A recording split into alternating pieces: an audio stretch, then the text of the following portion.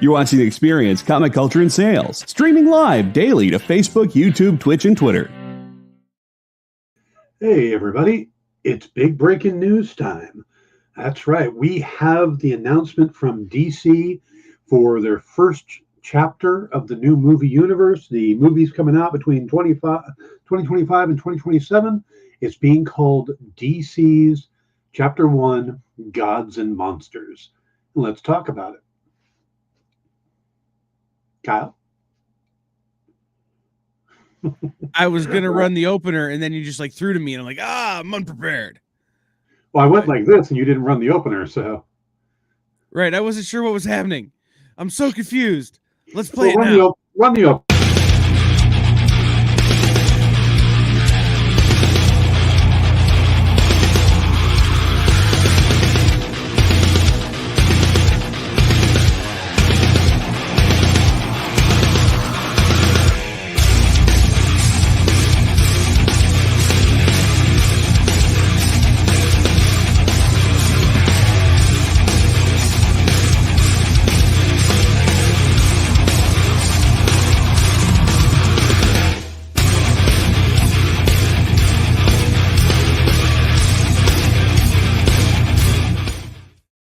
All right, we are live, and this news dropped about 55 minutes ago.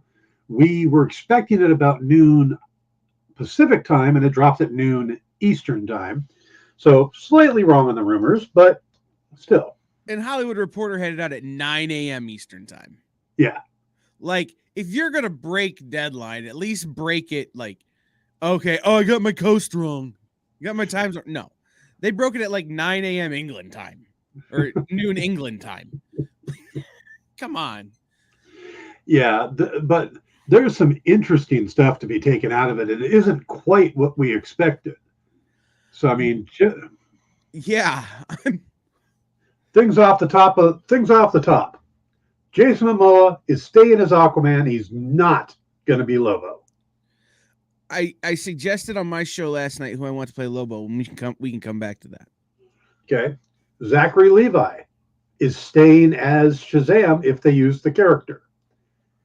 Gal Gadot is still going to be Wonder Woman going forward, and they are going to use the character, but it seems that the only one losing his job for sure, it didn't really have the job from the way you read it, is Henry Cavill, who kind of came to an end and then, came back for a cameo. And Gunn says he's been jerked around by all the previous regimes, and he was being honest with him because the Superman he wants to do is different than the Superman that has been done. And then the other big thing is that the Flash is going to reset everything.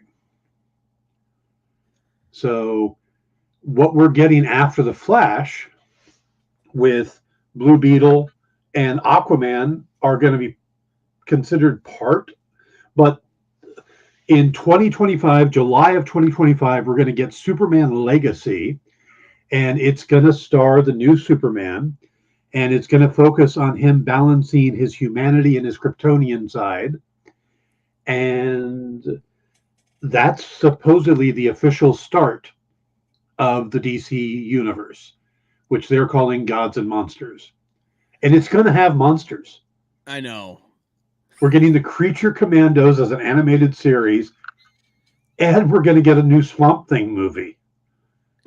Oh, he looks so happy. I'm so, when I saw that picture of Solomon Grundy in the Creature Commandos thing, I just was was that Solomon Grundy or was that Frankenstein's monster? Or Frankenstein's monster, but Grundy was also in that series at one point. Yeah. So, the possibilities that come out of just Creature Commandos. Yeah. Now, it was all my favorite DC characters. Yeah, it's the classic lineup, too. They say it's a human, a vampire, a werewolf, Frankenstein's monster, and a Gorgon. Right. And I always wondered why they call it Frankenstein's monster, because it's a patchwork man. Well, he's got another term for it. I was looking at this, and we've seen some of these creatures from Creature Commando already. Mm-hmm. Ironically, The Suicide Squad. Yeah. So here, let me. Yeah, Weasel's going to be in it, by the way, from Suicide Squad. Yeah, like Weasel. Like if that character isn't voiced by Pauly Shore, they've made a mistake. But at the same time, like I love the idea that the first thing out of the gate is something that nobody saw coming, that isn't a huge DC fan even knows about. Yeah. So here's the Creature Commandos, right? Yeah. A human, a space alien, legally not Ghost Rider. Frankenstein's monster, you've got a vampire, you've got a machine man, and you've got a weasel. That's not Machine Man, that's G.I. Robot. G.I. Robot. See, that's the thing. Like, I'm not that familiar with this set of characters, which means that I don't get to be upset. Yeah. But I'm not sure if that's Flaming Skull or if that's Dr. Phosphorus, the Blazing Skull guy. Legally not Ghost Rider. Yes, legally not Ghost Rider. No, like this just looks like the kind of animated show that DC needs to be putting out going forward. Yeah. I was talking last night on my show about Harley Quinn, the animated series, and how that show is so raunchy. Yes. And with good intent. Like that's not saying it's not true to the characters, but they need an animated show that I can show to my 12 and 13-year-old nephews, right? And this is the kind of show that should be. It should be a little closer to Johnny Quest and a little less close to Ren and Stimpy's Adult Party cartoon show.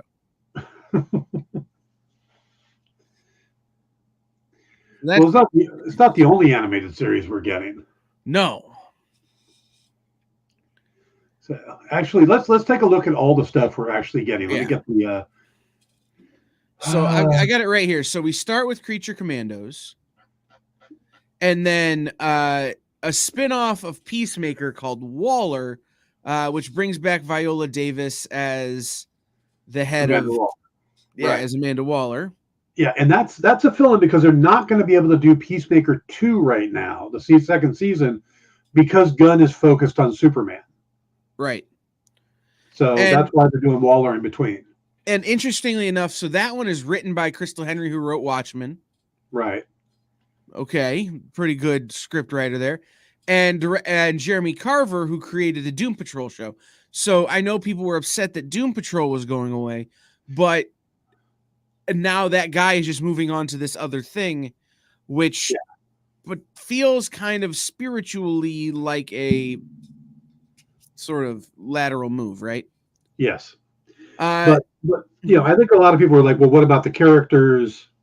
You know, I think that's the thing is they're not very clear of exactly who all's going to stay and who's all going to go. Right.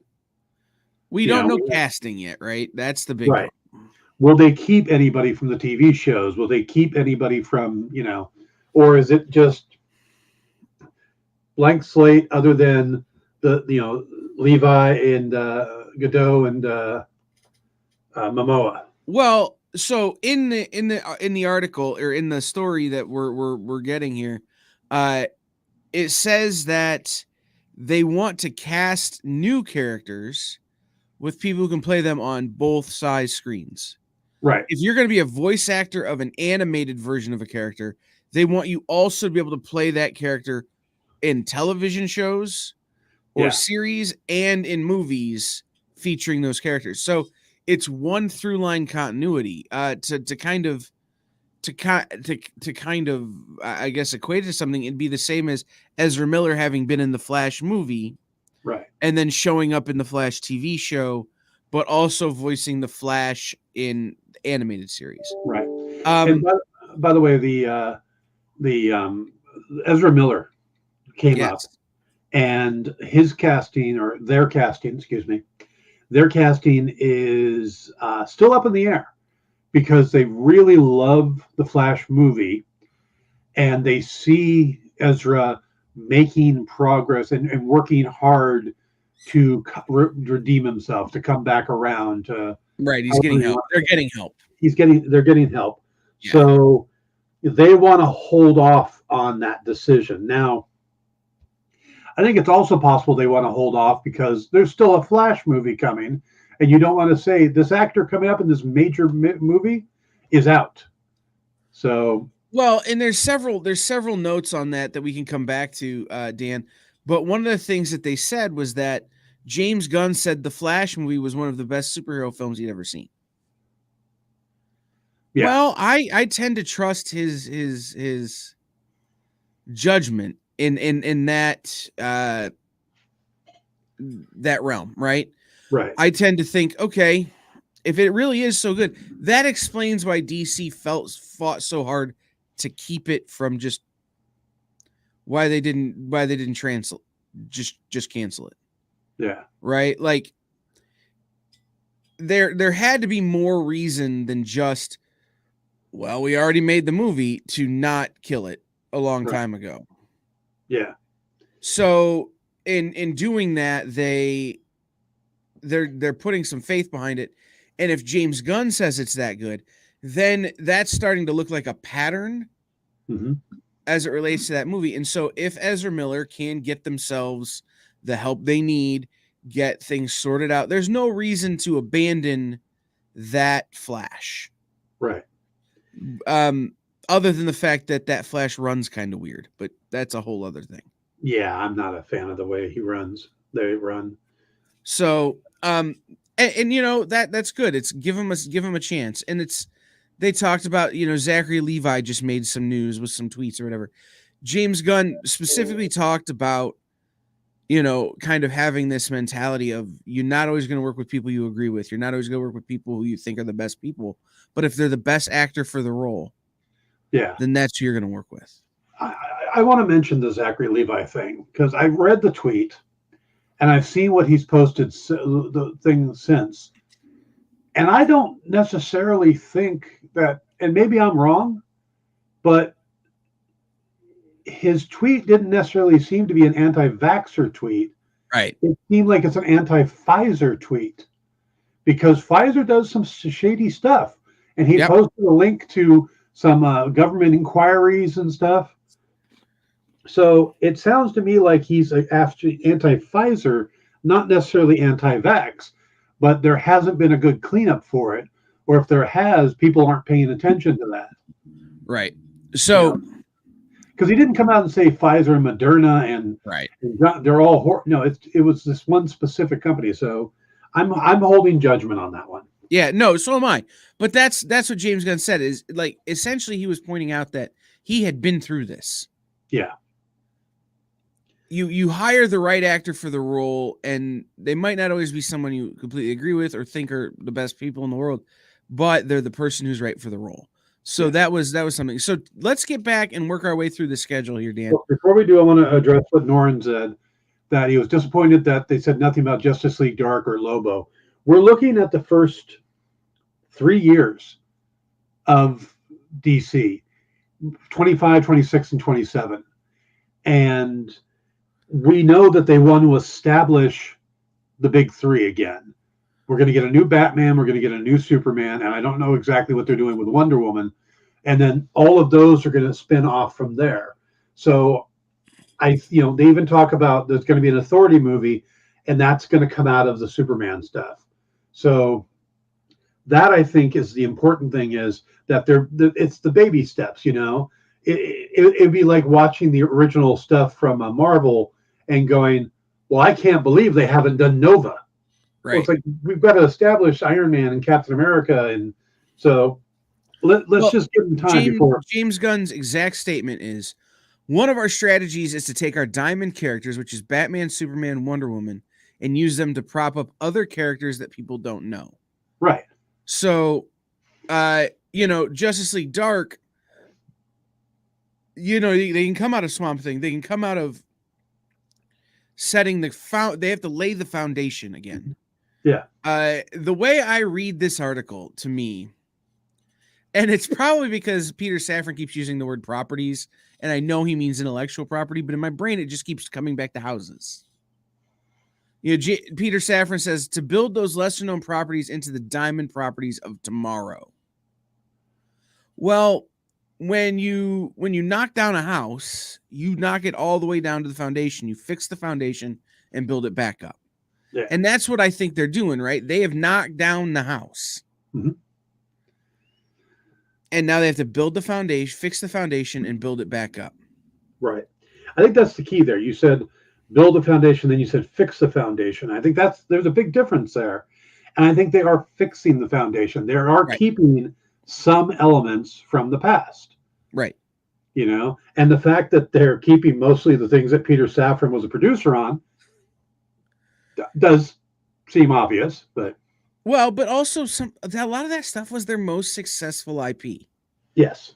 Like it's not what's the word I'm looking for? It's not shady if the stuff they're keeping was the best stuff anyway. True. Like there's a reason they hired the guy. Yes. Who's their most successful producer. Hey, do you want to produce all of it? You seem to know what you're doing.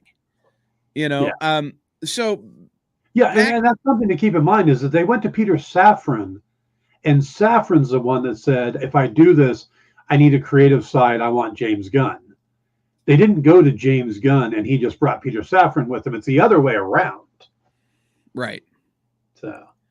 So and then Norin Rad brought it up again, Lobo. I want to throw this out there. Lenny Kravitz as Lobo. Zoe Kravitz as Crush. Lobo's daughter. I don't think they'll use the same actors because Zoe is already established in the Matt Reeves universe. But that's Elseworlds. Yes, it is. Which we'll get to. But no, it's I said it last night, and I'm really getting behind this. Because then you can have Lisa Bonet show up and Jason Momoa, and like they're all in COVID protocol together because they're family. Like, it's just saying. Your mind sometimes. Well, Jason Momoa is married to I know Jason Momoa is married, yes. It all works out, okay? Yeah. Anyway. Yeah, Bruce Willis was in COVID quarantine with Demi Moore. Do we want to bring all them into the universe too, just to follow the No, but it gets me what I want, which is Zoe Kravitz playing Crush. Yeah, I don't see that happening. I don't see it happening either, but I'm gonna start fantasy casting. I'm just saying. All right, back on the list. Superman Legacy, which is the James Gunn written and potentially directed Superman film. Yeah, Safran is pushing for him to direct, and Gunn seems hesitant. Right. According to Safran, it's not an origin story. It focuses on Superman balancing his Kryptonian heritage with his human upbringing. He's the embodiment of truth, justice, and the American way. He is kindness in a world that thinks kindness is old-fashioned. Mm-hmm. The release date of July 11th, 2025. So, if you have a 2025 calendar, go write that in pen. Yeah. That we're going to get two DC movies that year, that and the Batman 2. Right. Not to be confused with the new Batman. Right. So, they talked a little bit later about the whole who is Superman thing. And the quote from James Gunn, and this is the important quote because I really do think it says everything about this. We didn't fire Henry. Henry was never cast.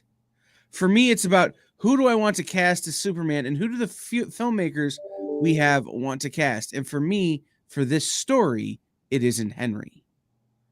It's the stuff that he says in between the commas, right? Henry was never cast for this story. He added, I like Henry. I think he's a great guy. He's getting dicked around by a lot of people, including the former regime at this company. But this Superman is not Henry for a number of reasons. Right. I would love for him to elaborate on those reasons. Right. Well, because I think as much range as Henry Cavill has, he can't play 20. Right. That's true. But I don't necessarily think he's going to be 20, but I think he's going to be younger. And, if they are trying to do a 10, 15 year thing, then you want your diamond characters to be somewhat young. Right. And you reported on it last night, the Batista quote. He's starting younger. These characters are younger. These actors have to be younger. It's just the way it is. And so you see, that, okay, great. Henry Cavill is not the right fit for this particular movie. That's not to say that they can't use him again later. There's a lot of opportunity here. Right. What if they did an Elseworld and they could bring him back? Right. And so it's one of those things is that him saying it that way to me indicates, hey, this is more of a conversation than we're being able to have right now. This situation is nuanced. And right now there seems to be no room for nuance in the conversation. Yeah, they are clearly stating that there is going to be an opportunity to do stuff outside of the main DCU, the DC Elseworld stuff. So there is the potential to bring the band back together and do Kingdom Come with Henry Cavill and Ben Affleck and all that. If that's something they want to do. But right now, they want to step away from that and come up with a new Batman and a new Superman, and they leave the door open for Zachary Levi and Gal Gadot, but they haven't actually committed to using them either. Right. Because we don't know when they're going to get to that. There is Wonder Woman related stuff coming, but not with Diana. Right.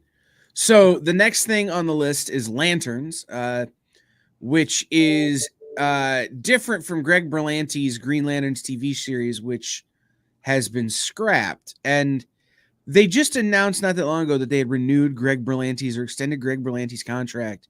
Mm-hmm. And now this article seems to say that they've parted with him, that he's not part of this anymore. Well, he's not part of this project. Right. And that was a thing I wanted to clarify, right? Is it's not that he's not making shows.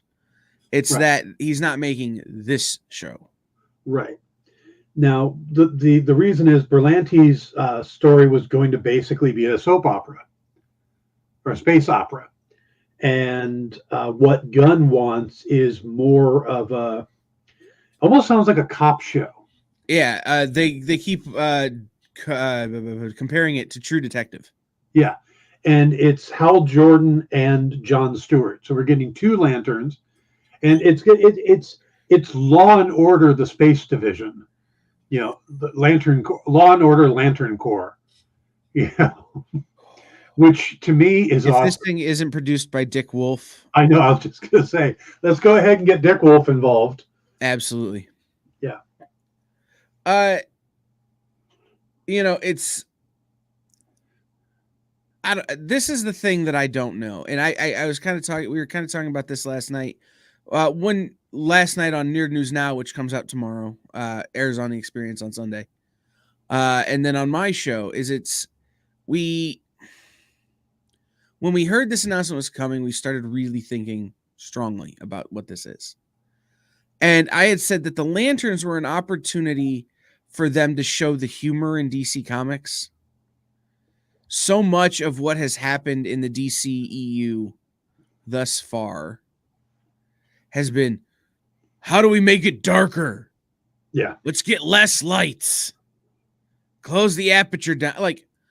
And it's to the point where you're like, I'm not sure what's happening. That the Lanterns were an opportunity to bring back in the humor and the camp.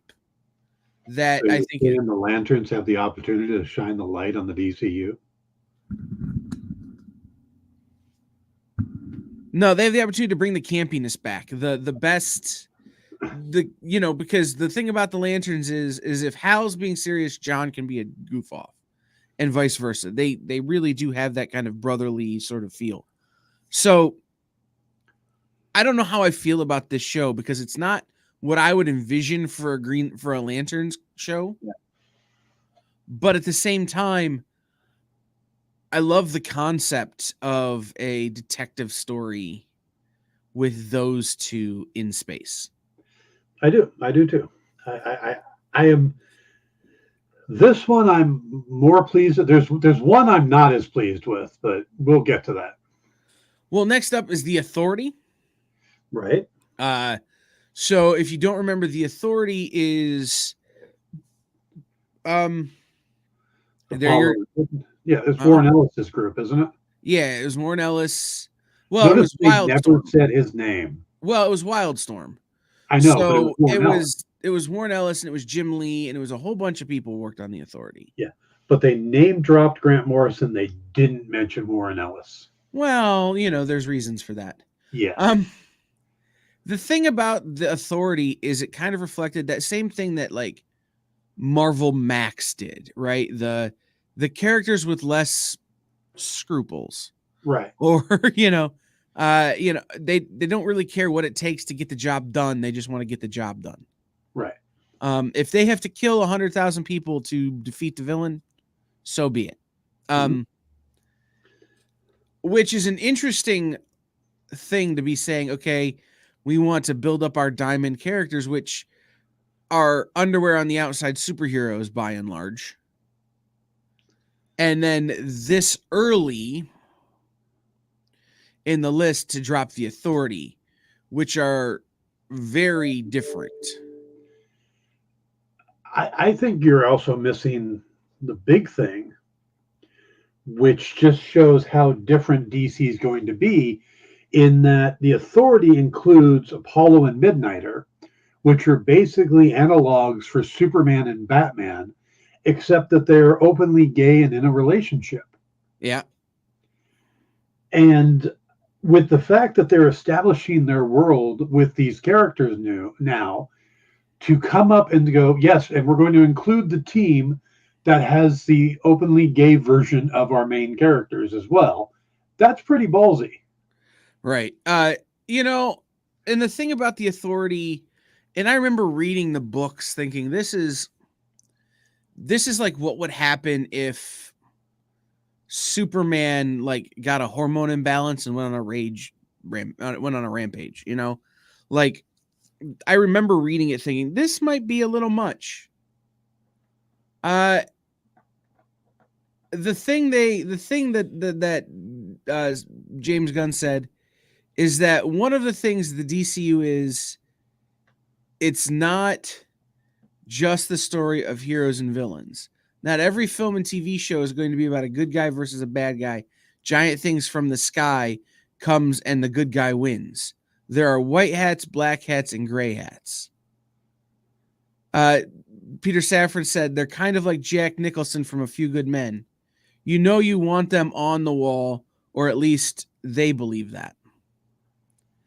And I agree about that with the Authority, right? They're the thing that's the thing that appealed to me about like when they did the Batman Who Laughs and the whole DC Dark Knight's Metal thing. Yeah. Is sometimes it's okay to have a Batman who's good with using a gun. Sometimes it's okay with having a Superman who's doesn't have to save everybody because the bad guy he's fighting is such a terror that he has to focus on that. So I don't have a problem with that. Like I said, I just think it's a strangely dark turn. Yeah. In a world that seems to be in a rebuilding phase. By the way, you're an evil man. I'm looking at you on the screen right now, and it's been bugging me for a little while. Why on earth do you have your artwork behind you set up that way? Because you've got everything is perfectly aligned. The top, you've got a full page. You've got the top. Yeah. I have 2 more pages from this book that are going to go here. I know, but it's off balance, man. Well, and like, so desk right here. So I can only put so high here. Like desk right here. Yeah. So I can only go so high here. So I want to get everything so it would be behind my head. Mm-hmm. And this will eventually get filled in. I just don't have smalls right now. This wall will grow. Like I have the frames here for these 2 pieces. I've got a couple of longer pieces that'll come down here, but Because currently you're hurting me. the problem is if I make my chair lower or adjust it just becomes more obvious. Like it's a work in progress. All right, back onto topic. Yes. Paradise Lost. Which I'm like, wait, that's a different thing. Early days of Themyscira before Diana, which I think is interesting because we're getting a Wonder Woman property without Wonder Woman. Norin, just real quick, Norin Rad, yes, it's all original art. I have a couple of pages here from 2000 AD. These are two Seth the Moose, a G.I. Joe, and a Batman DK3 The Dark Knight. These are two Tom Richmond pages, so it's Jughead as Alfred E. Newman and Alfred E. Newman as the Flash. Jughead, the cheeseburger, or the burger that saved the universe. Zombie luchadors on The Walking Dead. Two Gavin Smiths. This is a Judge Dredd and Teenage Mutant Ninja Turtles Ghostbusters. And then we have Jim Starlin, Thanos versus Hulk, #1, page 1.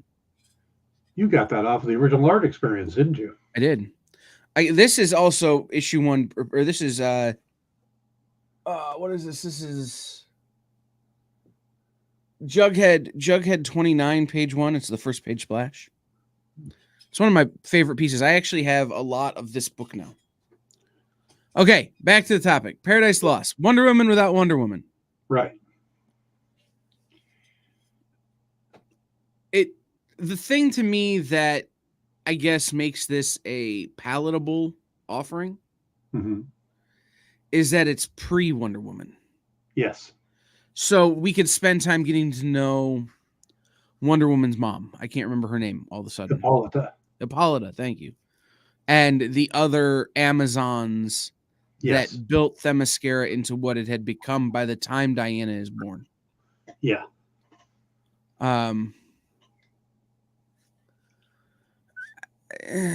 The thing I don't love about it is that Game of Thrones style. What does that mean? It takes too long to come out and it ends on a disappointing note. I think it's the political intrigue and the infighting and stuff. Because I doubt they're going for the inappropriate sex and yeah. But it's another thing we could put Jason Momoa in. There you go. I struggle with the idea of there being a Wonder Woman movie or series or whatever it is. This is going to be an HBO Max series on that island that doesn't feature Gal Gadot as Wonder Woman or another actress as Wonder Woman. I just don't know how well it'll be received. Could you introduce someone like Nubia, who is the other Wonder Woman? You know, Wonder Woman's sister. Could maybe, but I don't know how that. I just don't know how that's going to go over. Well, they could also put Hippolyta in the armor because she does wear it in some of the comics too, and she was part of the Justice. So there is potential to use there. By the way, I've always wondered if the reason Game of Thrones came about is I just pictured George R.R. Martin closing the book on Lord of the Rings going, that's great, but it's missing incest. Right. Yeah. It's missing Peter Dinklage. Everything is missing Peter Dinklage. We should add him to everything. Not Elf. All right. That's my argument. Whenever anybody says everything needs more Peter Dinklage, I go, not Elf. It's got just the right amount. All right. Up next, Brave and the Bold. This is an introduction of the DCU Batman, said Gunn, of Bruce Wayne. And it also introduces our favorite Robin, Damian Wayne, who's a little son of a bitch. Or my least favorite Robin. That's what I was saying. We can't get Jason Todd. We can't get Dick Grayson. We can't get, there's so many Robins and we get the worst one. The annoying little shit. I do not like Damian Wayne. But then, of course, most of the things Grant Morrison has done in the DCU that everybody loves, I'm not a fan of. Well, you have to take the same African tree drugs that Grant Morrison takes, Dan. I can't afford that. That's fair. I liked Brave and the Bold. I like Grant Morrison's Brave and the Bold. I did. So I'm good with them making that. And Jay is pining for Tim Drake. And Tom Bishop is pointing out that they did do Jason Todd in Titans, though. It's true.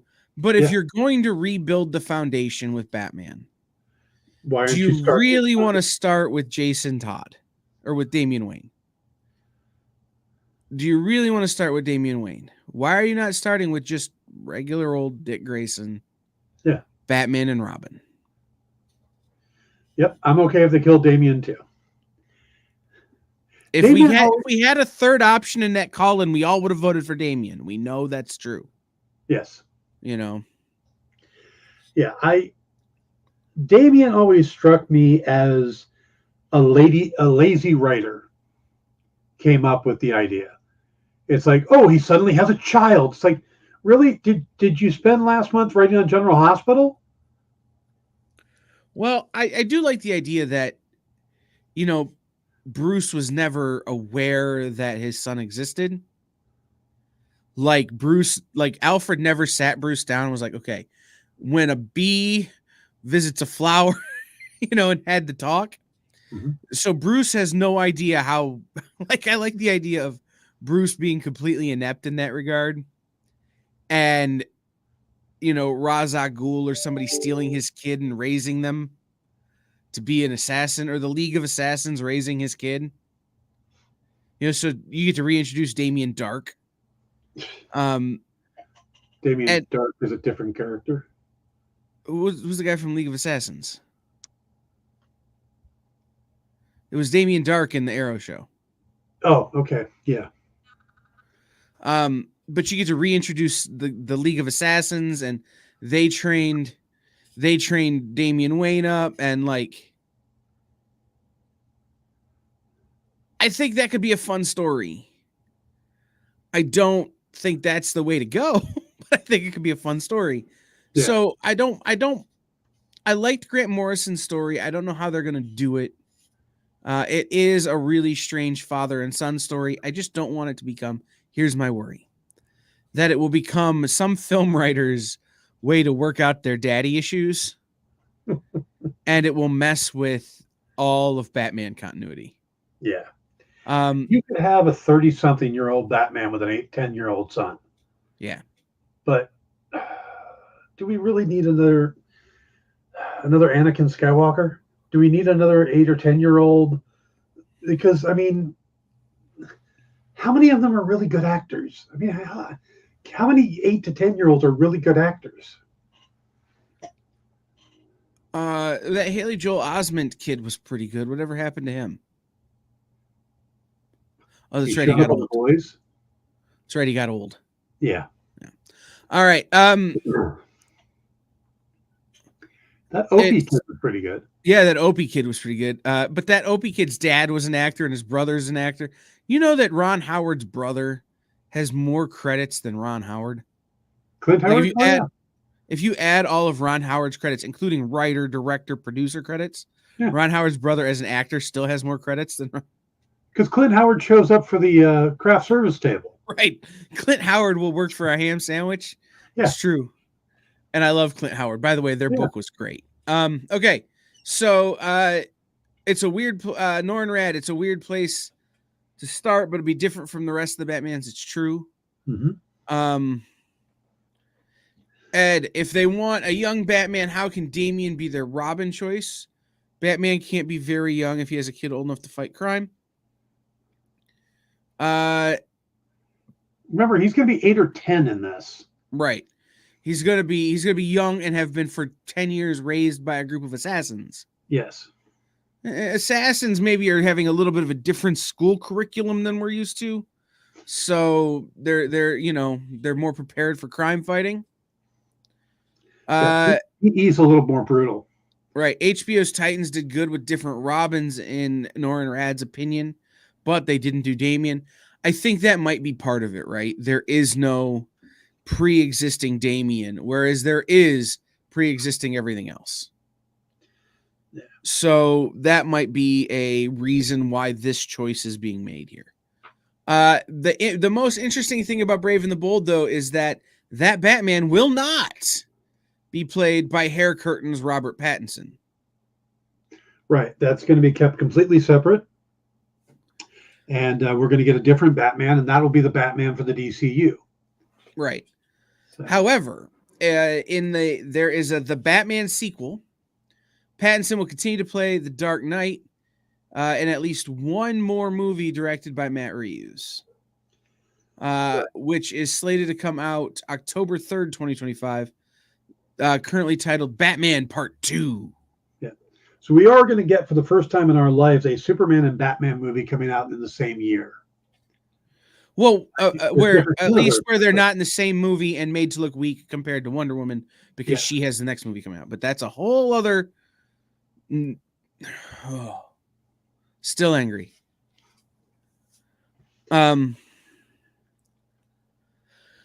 Yeah, and that's I'm glad they're at least calling it Elseworlds now. Thomas Bishop is right. So what they've announced essentially is that the Batman by Matt Reeves and the Joker by Tom Phillips. Todd Phillips. Todd Phillips. I'm so focused on the getting the names of the movies right and stuff, the new stuff, that I forget that Todd Phillips is a person. Those are Elseworlds stories, and what it kind of sounds like, and this is what's interesting to me when they talk about the Elseworlds stuff, is that it leaves them open to creating other things that we might not otherwise have gotten, right? If we were so worried about one continuity, then they can't touch some of this other stuff. So basically what it says is that some stories of this will stand apart. Reeves' Batman, Todd Phillips' Joker will fall under a banner titled DC Elseworlds.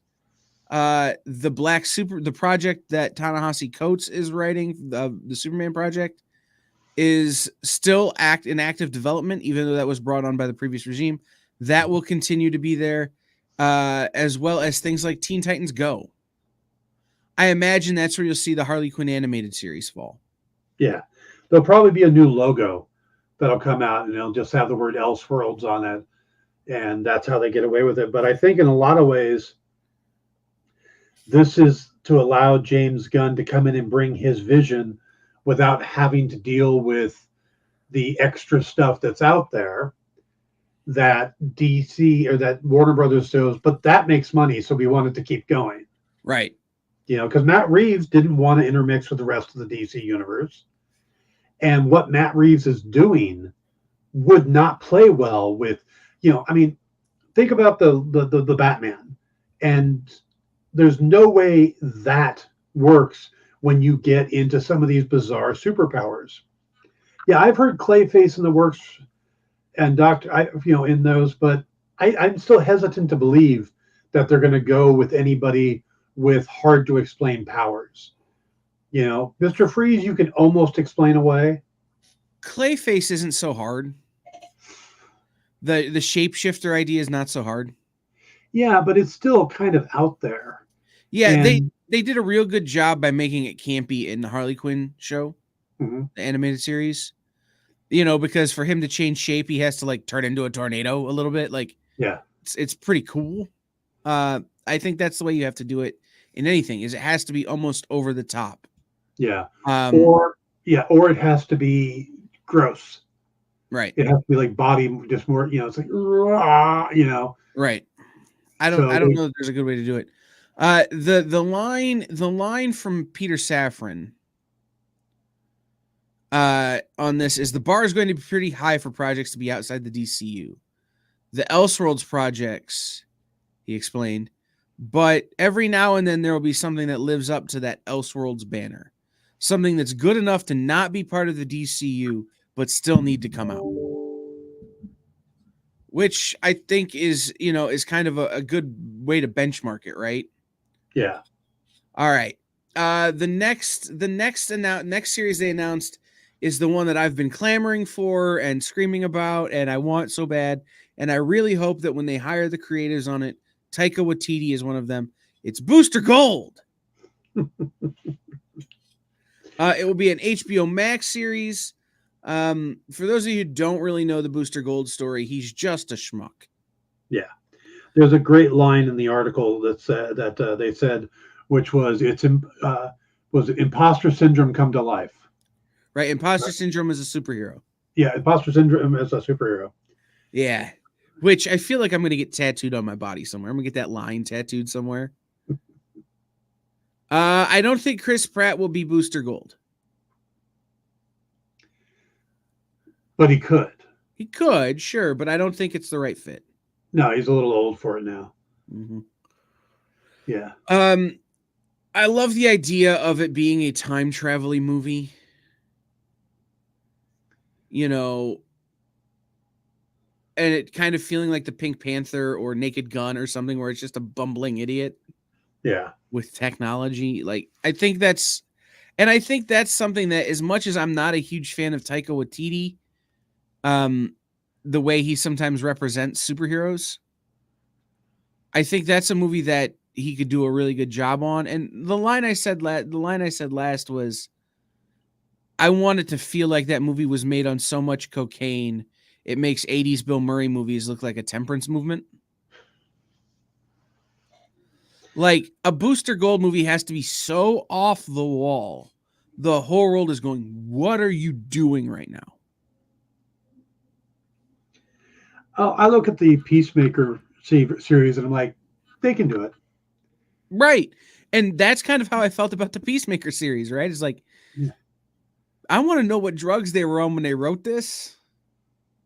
And can I borrow some? Like, there is a quote from them in the article, and I'm just pulling off the top of my head again, but they were talking about how DC was run prior to them coming in, and the fact that they were just giving out these properties and letting people do whatever they wanted. And they even name check themselves, because he talks about, like, we make Batmite part of the DCU with a throwaway line, and that can't be. There has to be a little, they want to control these things better. Right. Let me find that quote. There are a couple of quotes in that reference that I think are important to know from James Gunn. It's not the Gunniverse. It's just not. James Gunn said, it's got to be all these different feels from all these different stories. That's what makes it fun. The stories are completely different, and each has individual expression of the writers and directors that will go into making these projects. But he added, we're not stupid. Well, that's refreshing. Not every filmmaker is going to be happy, because if someone is doing something that isn't working, we're going to be honest. Yeah.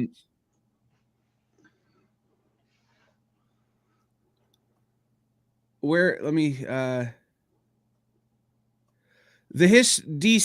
Gunn said, the history of DC is pretty messed up. I'm just going to read directly from the Hollywood Reporter, just so everybody knows this is not my writing. This is the Hollywood Reporter.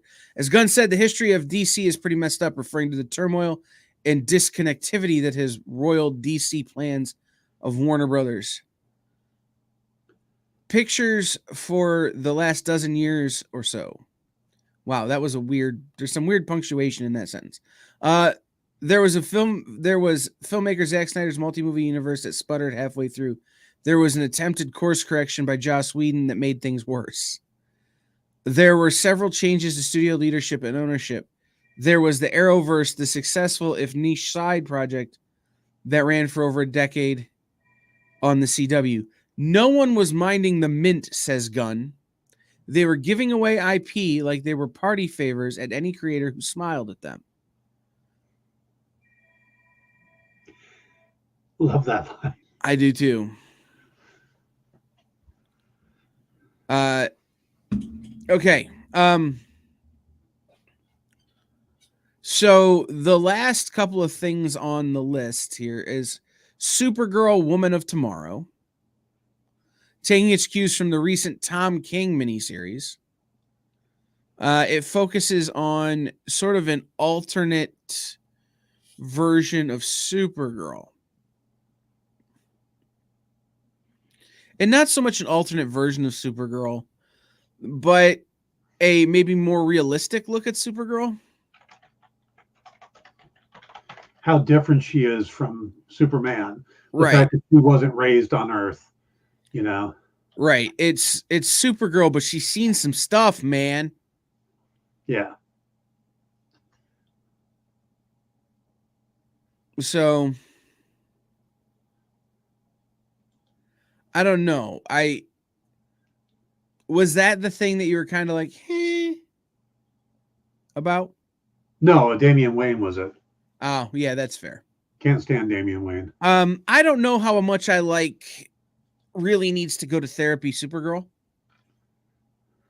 I really liked the Supergirl that, started off at CBS and moved to the CW. And not just because I had a huge crush on the actress. I think they found a way to make that show go from Freak of the Week, which is what CBS was doing with it, to a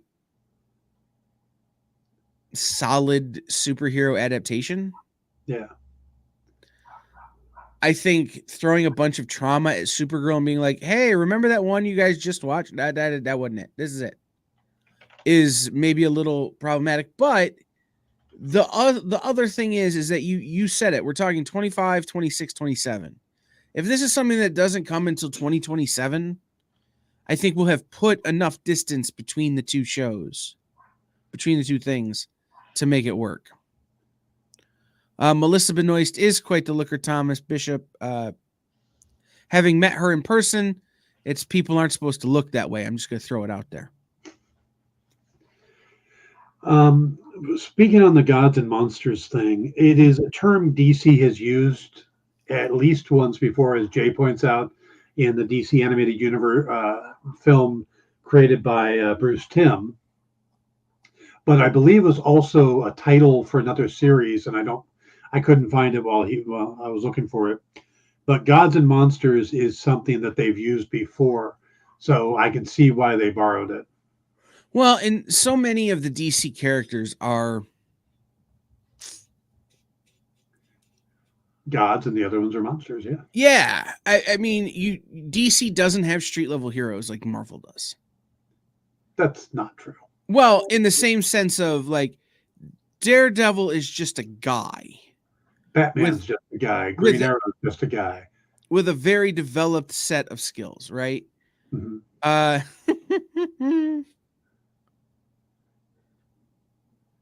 Worst list ever. Tom Hutchison and I tend to agree more on films than we'd like to admit. Anyway, what I was getting at is that their top level heroes are like gods, right? They treat them like gods. They behave like gods. Even though Batman is just a rich dude with some trinkets, he is put on this pedestal like you would a god. Yeah. And then they have these other characters that are so interesting. We talked about the Creature Commandos. Creature Commandos, and we're going to talk about Swamp Thing. And we talked about some of these other side characters that will be part of this. But they're really highlighting their top tier, which are their god tier, and their bottom, their kind of outsider tier, which is their monsters. Yeah. And so it's this, they're playing into the things that work and the things that are popular right now. Like horror movies and monster movies are more popular now than they've been in decades. Why not lean into it? Mm-hmm. No, I agree. Yeah. So the last thing is Superman, or is Swamp Thing. Which was there not? Have we not seen the definitive Swamp Thing? Are you talking about the movie from the 80s? Or are you talking about the TV show with Crystal Reed recently? I'm talking about the animated version from Harley Quinn, where he's just sad and lives alone in the bayou and wants to marry Oh, dude, Poison you've Ivy. got to get past Harley Quinn. That's like No, a I'm kidding. direct reference to the I didn't like the more recent Swamp Thing. I did like the original. I actually liked the recent Swamp Thing, and it did very well. The reason it got canceled is because they were filming in North Carolina. They had a deal with the state for a tax break, and kickbacks and stuff, and then that deal got killed. Right. So it became too expensive to produce, so they got rid of it. Right. And that may be part of it, right? Like, is I needed more time with it to sell me on it, They introduced Blue Devil in it. How awesome is that? It's true. It's super true. There's nothing. You're not wrong. And it was Ian Ziering. Well, that was the other part of it, right? After I saw Ian Ziering in Sharknado, like I never wanted to see him in anything other than Sharknado. But no, like the thing about Swamp Thing that to me is that I'm gonna need to know more. Mm-hmm. Right? We just know that it's a horror film that closes out the first part of this chapter. Okay, great. Okay, I'm going to say one name, and if this doesn't get you excited, what if they gave it to Guillermo del Toro? That's what I mean by I need more information. Guillermo del Toro. Yes, thank you. Come, bring it on. I'm in. Sold. Or, if there are a number of horror directors who are creature feature directors, if you can get somebody like Doug Jones to play the character. That's who I was thinking. Or, you know what? It's What a Workshop is doing the special effects. Or, you've got Andy Serkis's company involved. There are a number of factors that could be added to that would certainly increase my interest and enjoyment. Yeah. But right now we just don't know what we don't know about that one. And it's got me a little hesitant. So, the last thing on this, and Dan will probably dig deeper into some of this on his show today, at 5:00 Eastern, is this is the thing that really kind of sold me on all of this. The duo are putting a premium on the screenplay writing, saying that would prevent the dreaded feeling of superhero fatigue and also give the projects a tonal and thematic difference from each other.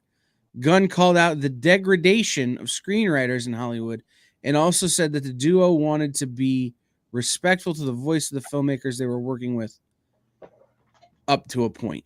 So, yeah, I think... And they want to get rid of doing reshoots, which to me, that all kind of felt like a slap against Marvel, because Marvel has worked reshoots into their plan. And Right. he said they don't want to do reshoots. They want to get rid of the idea of doing reshoots. And again, that was specifically what Marvel had been doing lately. They work reshoots into their schedule. Right. Reshoots are an expensive proposition. Yeah. You're coming back later, having to bring the actors back, having to bring the crew back, having to shoot everything, having to fix the continuity. You do so much special effects work just to cover up friggin' a beard or a mustache. There's so much work that goes into making reshoots work that it's cost prohibitive. So if you can come in with a fully fledged story that's what we want to make and not have to reshoot and not have to recut, then you're going to come out ahead on the profitability charts. Yep. The caveat to that being, and I think they both know this, is that they're never going to be able to get rid of reshoots. Right. Well, he doesn't do reshoots on Guardians of the Galaxy. He said he didn't do any reshoots on Guardians 3. He didn't do them on Suicide Squad. Right. But things will always happen that will result in the need for reshoots. If you can get away from them, great. But there will always be, this actor gets sick and can't finish. Or, this guy does something and we need to get him out of the movie. Those things will always happen. But if they can avoid building them into their structure, instead of planning for what happens when they're needed, I think that's a smarter move. Yeah. It just shows a difference between Marvel and DC at that point. And that was the only thing I felt like was a shot. Now, I know I've heard a lot of people say, well, Marvel's going to drop another trailer or announcement today to try to eat. I don't think they will, because I think Feige respects Gunn and doesn't want to step on his thing. It's just not a business thing. These are co-creators, and Feige has come out and said that he'll be one of the first people in line for tickets to the DC movies. Right. So I would be surprised if Marvel puts anything out today. Yeah, the only thing I would see Marvel putting out today is stuff that was already scheduled for today. Yeah. Zakaria says, did we miss anything? Or would you add anything? Oh. I think overall the announcements, I don't know. I feel like it lacks something. It doesn't really feel like the start of a... When Marvel announces their stuff, it feels like they've got this big plan, this overarching story. And I don't feel that with this. This just sounds like, yeah, we're just making a shared universe, but it doesn't sound like there's going to be a story that connects all of them. And maybe I'm wrong, but I think I said this to a friend of mine way back when they announced that they were looking, what it was at 6-8 months ago when they announced that they were looking for somebody. Mm-hmm. I don't think DC is going to come out and say, this is our timeline for 20 years, like Marvel does. Just don't think they are. And I don't think that DC is going to do a thing like they've done where, okay, Thanos is your big baddie over all of these movies, even if he's not connected to the movie at first. He's the big baddie we're building towards. Or Kang is the big baddie we're building towards. I think DC is going to stick to their roots that Batman has his group, Superman has his group, Wonder Woman has her group, whoever, the Justice League have their group.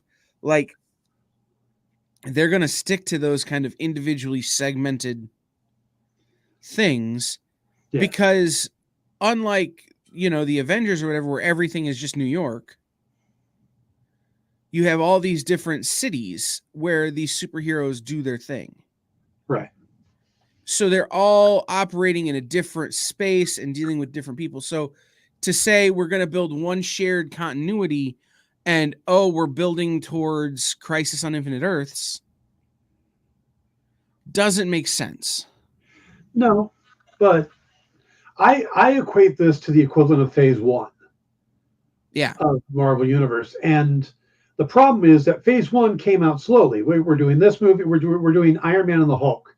Oh, now we're going to do Thor. Now we're going to do Captain America. And it kind of trickled out. Right. Where nowadays we're used to them coming out and doing this big announcement. So we've got to equate this to Phase 1 of Marvel. And if they just came out and said, yeah, we're going to do these 4 movies, and they hadn't announced Avengers. Right. Because you talked about how it doesn't seem like they're mapping this big. Marvel never gives us more than 3 years. Correct. But what Marvel does is they do that. They have that timeline, right? These are our things.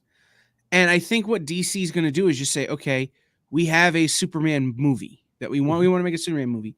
We're going to write the Superman movie and we're going to put it out. We want to do a Batman movie. We're going to write a Batman movie and we're going to put it out. Rather than saying, okay, we're going to do these 20 movies and we're going to hire the people to do these movies in this order. I think it just seems like a big, I really do. And I don't remember the launch of Phase 1 for Marvel. I don't have a strong memory of that, right? Yeah. I think that's what you said is the right way to do it. We're so used to we can't compare DC now to Marvel now because Marvel has 15 years of infrastructure built. Mm-hmm. We need to compare this to Marvel 15 years ago, and I think it lines up a lot closer. Yeah. So, well, I like I said, I think this is just the opening salvo, but somehow the Authority is going to tie into Superman because they do equate that in there. That Authority is kind of part of the Superman universe, and it does seem heavy on establishing Superman's corner. Because you get Superman, the Authority, and Supergirl. We get some monster stuff, and we get a Batman movie, and we get a little bit of Wonder Woman's corner, but those are the big three. Those are going to be the tent poles. It's going to be Superman, Batman, and Wonder Woman are your major players. Mm-hmm. It's so. There's some questions. Do you think Chapter 1 could be Brainiac because Green Lantern will show hints? No. I mean, it could be Brainiac, but I genuinely don't think they're doing that. I don't think they have that kind of continuity in mind. Or at least not in the first phase. Right. And Marvel didn't have it in mind in phase 1 either. Right. Joss Whedon put Thanos in the end of it because he just wanted to put Thanos in it. It wasn't until Kevin Feige saw that and went, we can make this work. Right. That's exactly it. I think what will happen is that by 2028, 2029, we'll start to see some of that structure come into place. Mm-hmm. It's the same analogy I made at the beginning of the show, right? They've knocked down the house and they're fixing the foundation. You don't know what you're building towards until you get that foundation level. Right. And so I think that's where they're at. And so in the grander sense of how these things generally go, we're really just seeing the surface. And until we get some structure put into place here, we talked earlier, Norrin Rad mentioned Justice League Dark.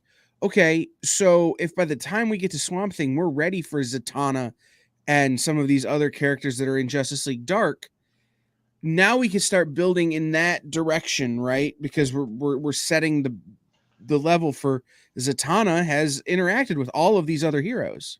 Yeah. Or Queen of Fables, or some of these sort of outsider dark magic characters. Well, now you can start building everything towards a Queen of Fables as your big baddie, or something to that effect in that first wave. But we won't see that until much later in the process. Right. Zakira says, do you think the mainstream will be burnt out because Superman will come out in 2025 and Secret Wars will be done? Secret Wars won't be done. Secret Wars is 2026. But I think they'll start getting heavy. We'll have Kang Dynasty in 2025. And if it's the tone I think Gunn is going to go for, it's going to be a lighter movie. And I don't mean silly. I just mean a more hopeful movie.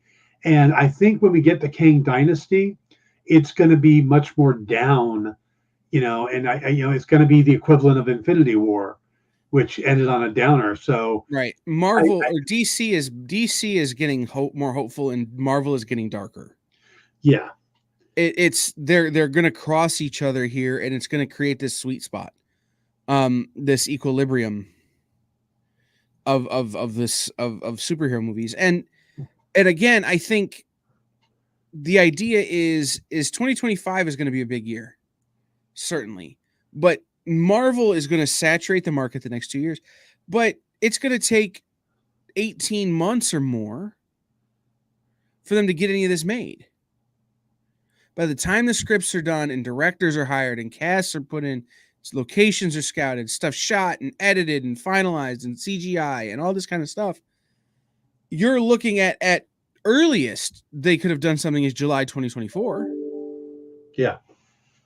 So now let's say, okay, why don't we just wait a little bit longer, push it out a little bit longer. I was saying that the first announcement would be for Christmas 2025 or 2024. Yeah. And their plan is to do 2 movies and 2 TV shows a year, which is pretty relaxed in a lot of ways. I mean, that's a pretty good schedule. Also, there's something that's going on. I don't understand it. James Gunn put out really good Marvel movies. He put out the Christmas special that everybody loved. And he put out the Suicide Squad, which everybody loved. And then Peacemaker, which everybody loved, or most, these all have been really well received. Gunn has been just, all of the people he works with all come back. They all want to work with him again and again and again. No one says bad about the guy other than the one little Justin Bieber joke problem that happened. So why are people stressed about this? Right. Why can't people just go, okay, James Gunn has done all this great stuff. He introduced characters like Rocket Frickin' Raccoon and Groot, and people love them. He made John Cena into Peacemaker, and we love it. And you can't even see John Cena. What? And you can't even see John Cena. So my point is, where does all this negativity come from? He didn't hire Henry Cavill. Right. Henry Cavill wasn't under contract to be Superman. He's getting jerked over by previous people at DC. They're gone, and now they're not continuing forward with them. Right. James Gunn is coming in to make a movie. It's a fresh start, so he makes it with, the actor he wants to make it with. So something interesting, Dan, and I was just thinking about this. Superman Legacy is July 2025. Yes. The Waller show and the Creature Commandos happened before that. So we're really looking at as early as middle of next year, Christmas of next year, to kind of start seeing this stuff be kind of, okay, should be coming anytime. Right. So we're not waiting as long as it sounds like we're waiting. Right. Plus, we've got 4 DC movies coming out this year that they're clearing the slate with. Flash is going to reset. So we'll see a little bit of it going forward with Blue Beetle. And, because Blue Beetle is going to exist in this thing. Aquaman's going to exist in this. Plus, we got Todd Phillips' Joker sequel next year. I believe it's next year. It's already filming. So it's not like they're just shutting down. They're still continuing this stuff. Zakaria, we covered that already. They have very specific answers to what is Elseworlds and what is not. Yeah. It just that's how they're dealing with it, right? Elseworlds are going to be what did they say already? Let me find it here to get the list just right. So Todd Phillips Jokers, Matt Reeves' Batman's, and the Kishi Coates, the Ta-Nehisi Coates Superman, Teen Titans Go. Those will be the things. No, you're good, man. Those will be the things that are Elseworlds. Right? They're going to define Elseworlds as things that are so good they have to come out, but that they don't really fit in the regular continuity, the regular universe. So I don't think that Aquaman will be considered Elseworlds. No, they said it. I don't think that the Flash will be considered Elseworlds. I don't think that some of this other stuff will be considered Elseworlds. I think it will be largely considered part of the regular universe. Shazam is part of that too. Yeah. Like it's Zachary Levi they've announced is going to continue to play Shazam when they use Shazam. Gal Gadot will continue as Wonder Woman when they use Wonder Woman. Right. See, the thing to keep in mind is that they say that the Flash is going to reset everything. Right. So anything that happens after the Flash is part of this. You're right. So you have to consider Flash like Flashpoint or like a Crisis where he resets the universe and everything going forward is this new universe. So they can make the changes they need to make. They can hang on to the people they want. So again, other than losing Henry Cavill and Ben Affleck, there doesn't seem to be a lot of changes. Right. And again, the statement that they made with Henry Cavill is this movie, this project. He was never cast for this project. Right. Well, that's so Zakaria, that is generally how Elseworlds has been used. Right. But they're talking about their banner headlines, right? So it's DC Gods and Monsters is their main universe, but they'll also be doing DC Elseworlds, which is the other stuff that needs to come out. That's so great that they needed to come out, but that isn't part of this plan. And like I said, the line from Gunn or from Safran is the bar is going to be very high for projects to be outside of the DCU, the Elseworlds projects. But every now and then there will be a project that lives up to that. So it's got to be pretty special to not be part of the DCU and still come out and fall under that Elseworlds line. Something that was asked earlier, where's it at here? I'm curious as to how they will combine games. I don't really see that working with this. I think a lot of that has to do with the voice acting and the actors. If someone plays Superman in a movie and they make a Superman video game, same actor. Mm-hmm. One person is going to play the character across all the platforms. I'm going to equate it to Doctor Who. If they do a 10th Doctor audiobook, David Tennant reads the audiobook. Andy plays the 10th Doctor. Right? It's this idea of no matter what they do with these characters, because of Gunn and Safran overseeing it, they're going to be the same guy, the same person across the board. So when they write, a Kryptonian novel, when Dan writes his Kryptonian prose story that comes out, that'll be read by whoever's playing Jor-El. Right. And I think that's smart because one of the things that I often complain about, and I don't know about you, Dan, how you feel about this. I always get taken out of stuff when it's a different actor or it's a different person. It's why is this guy now in this thing? If they start off in it, then they should be it.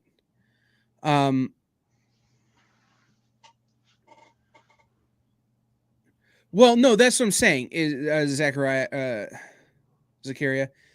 is if a guy plays a character. So if we have, if they do an Arkham Batman story and they cast an Arkham Batman, for instance, that person will play it in everything. So John Cena will be the voice of Peacemaker in everything Peacemaker going forward. Or someone that sounds a lot like him. Because, that's what Marvel does, is they occasionally have to... right. Yeah. Like Tom Hiddleston didn't come back, or Tom Holland didn't do the voice of Spider-Man in the What If series. Right.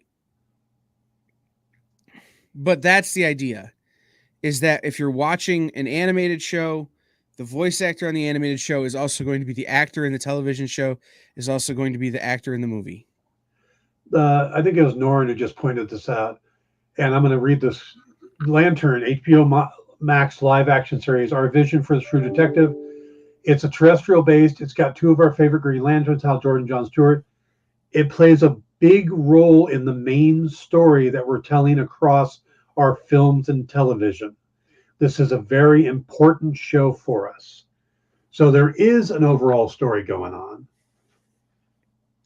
How that's going to play out, not sure, but it does sound like it's a space thing. And if you're looking at John Stewart and Hal Jordan, it's probably an extraterrestrial thing, and you're going to start seeing the groundwork for a character, whether it's Thanos, whether it's Invasion. It sounds like it's going to be one of the bigger characters, and it will start in the Lantern series. There you go. I didn't see the second half of that quote. Yeah, I'm looking at Deadline. Yeah, that second half of that quote is very important. Yeah. Thank you, Norrin, for reminding me about that. Yeah. That's a big deal. Yeah. And that changes a lot of what I'm expecting and what I'm thinking about. The idea that, okay, they're going to introduce something in Lanterns that is going to lead to other things. And maybe that's the idea, right? Maybe Lanterns introduces you to Earth X. And now your problem is that your baddies are all on Earth X. Or something to that effect. Like, there's a number of things that could happen from there. So, all right. Here's what we're going to do. Dan and I could talk about this all day. We really can. And Dan will be back at 5 p.m. Eastern here on The Experience on the Dan Wickline Show. And I'll be around if Dan wants me to join him. And Jay will be here. And, we'll have a lot of opportunity to keep talking about this. But we wanted to come on and spend some time with you right as the news dropped. Mm-hmm. To kind of get our first blush thoughts, kind of run through everything, figure out what we're thinking. And now, we can go do some more research. And we can figure some things out. Right. Zakaria keeps asking. This means Jay is going to be alone on In-Stores this week talking comics. It's true. Jay, I hope you read everything.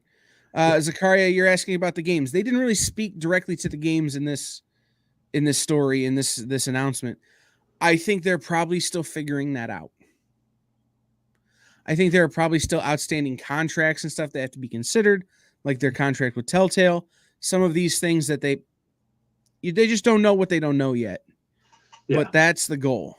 So, all right. So we're gonna call it here, and we will be back in like 2.5 hours, 2 hours and 45 minutes, with In-Stores or with the Dan Wickline Show, where Dan will be talking about this some more. And we will we'll keep figuring it out as we know. And as more news drops and more things get announced, we will certainly come and tell you guys about it and remind you guys about it. So tune in later. Thank you, Norrin Rad. Thank you, Zakaria. Thank you, Jay. Thank you, Ed. Thank you, Kenneth Bird. And everybody else who's been in the chat, Thomas Bishop. For being here with us and going through this with us. We will be back, like I said, just very shortly here on The Experience to talk about this some more on the Dan Wickline Show. See you guys soon. Join the party. Head over to our link tree to find all the links for everywhere The Experience is all the time.